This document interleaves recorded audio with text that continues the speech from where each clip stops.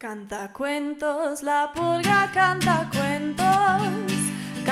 cuentos de sol mañanero. Canta cuentos, la pulga sebastiana, canta cuentos de bestias extrañas. Canta cuentos, la pulga sebastiana, canta cuentos de naciones lejanas. Canta cuentos de moscas voladas.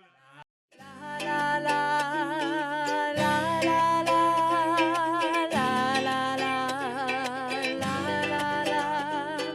la, la, la.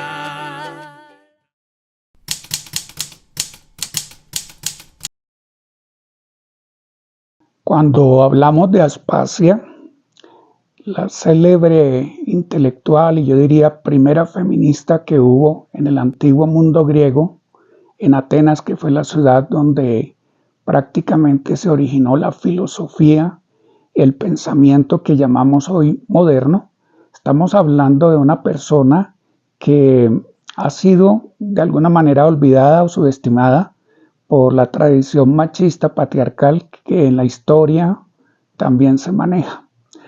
Estamos hablando de una señora que nació por allá en el año 470 en la ciudad de Mileto, en la Turquía actual, una familia adinerada que le dio una educación brillante, muy rara, en unos ambientes patriarcales donde se tenía a la mujer solamente como objeto para el sexo y la reproducción. Entonces ella recibió una enseñanza clásica tradicional como solo los hombres de clase alta recibían en aquella época.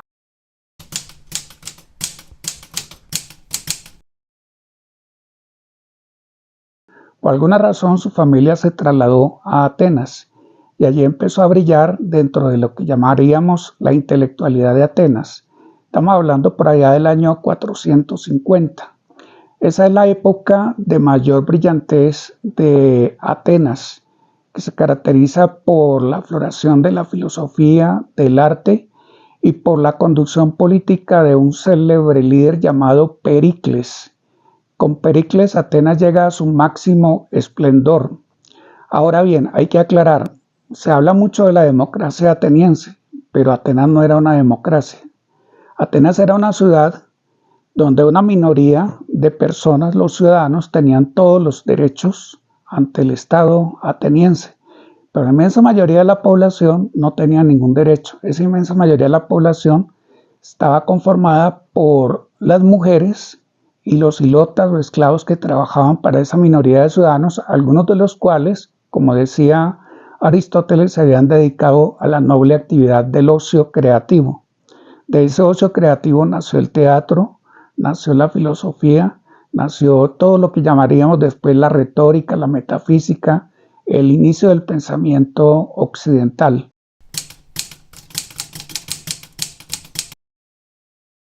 Aspasia superó ese prejuicio machista y como tenía una gran capacidad intelectual, una educación que la había capacitado para hablar de igual a igual con los filósofos, con los políticos, con toda la gente de pro hombres que manejaban Atenas, se convirtió en una de las figuras más prominentes de la ciudad. Es atractivo no solamente como pensadora, sino como digámoslo así, intelectual que me podía mover ideas, contrastando con la situación de las mujeres de la época que estaban recluidas en las casas, una parte que llamaban el gineceo, donde solamente las mujeres y los niños podían permanecer, mientras los hombres eran los únicos que podían hacer vida pública. Entonces Aspasia interesó al primer hombre, al primer político, al jefe de la administración ateniense, Pericles, y entró a convivir con él durante unos 20 años. Tuvo un hijo con él que se llamó Pericles el Joven, que fue luego general de la República Ateniense. Esto, como en nuestra época, causó gran escándalo en Atenas, que no dejaba de tener una oligarquía hipócrita, tradicionalista, que intentó hacerle un juicio a Aspasia por estar pervirtiendo a la juventud, a las mujeres, enseñándoles unas cosas, unas acciones que iban en contraste con lo que la sociedad tradicional pedía de esas mujeres, que era la sumisión y la aceptación pasiva de la autoridad masculina.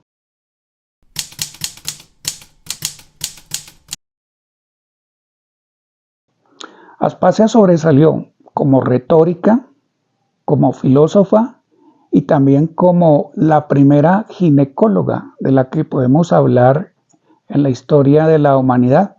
Ella, por los conocimientos que fue adquiriendo, entendió o supo manejar algunas técnicas para favorecer los embarazos más delicados, más difíciles, y también para prevenir tácticas para impedir la reproducción, ¿no? Embarazos no deseados. Fue víctima, entre comillas, de muchos de los escritores de la época que por atacar a su esposo, o a su marido, o a su compañero Pericles, la atacaban a ella.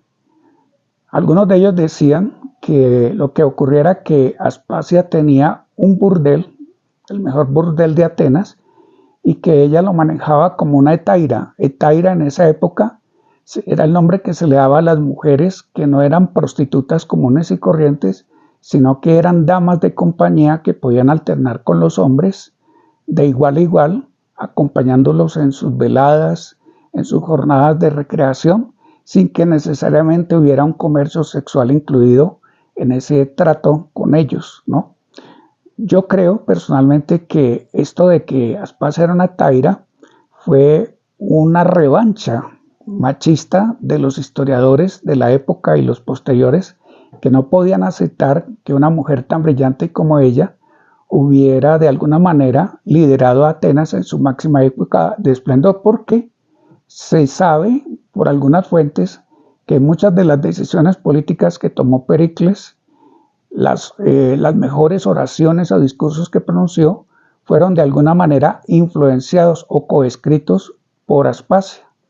Entonces, decir que Atenas en la época de Pericles tuvo su máxima etapa de esplendor, yo creo que es incorrecto. Tendríamos que decir, en la época de Pericles y de Aspasia fue cuando Atenas brilló, cuando aparecieron filósofos como Sócrates, Platón, luego Aristóteles, cuando económicamente la ciudad era más rica, más potente, tenía colonias inclusive en muchas partes de Europa, como Italia o España.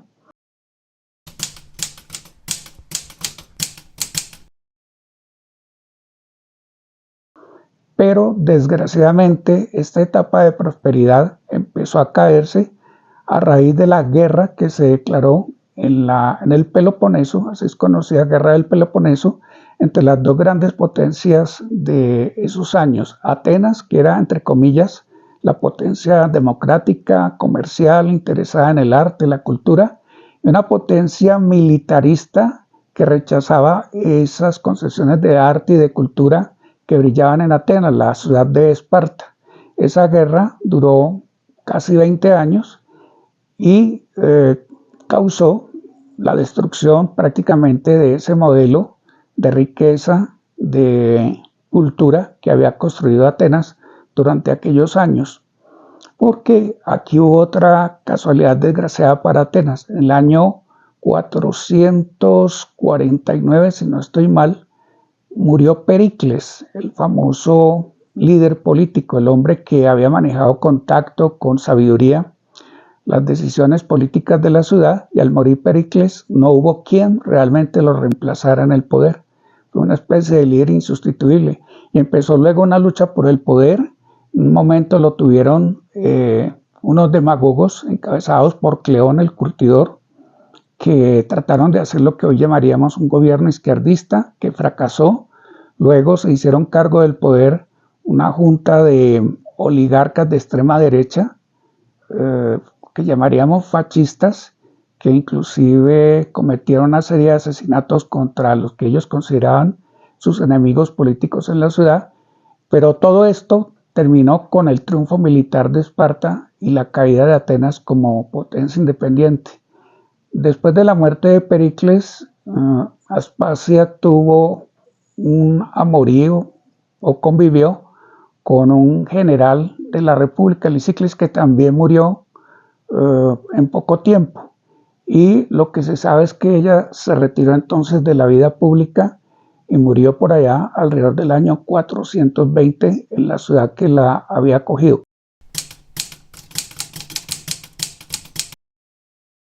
Creo yo que Aspasia es la primera mujer feminista que hubo en la historia de Grecia, que es como decir la historia de Occidente, y además fue la primera mujer que pudo intervenir en política, superando las tradiciones patriarcales y machistas que impedían que las mujeres tuvieran ninguna participación en la vida pública. Por eso deseamos destacar la figura de esta mujer que ha pasado a la historia malévolamente clasificada como una simple taira o prostituta de lujo, todo lo contrario de lo que fue en la realidad.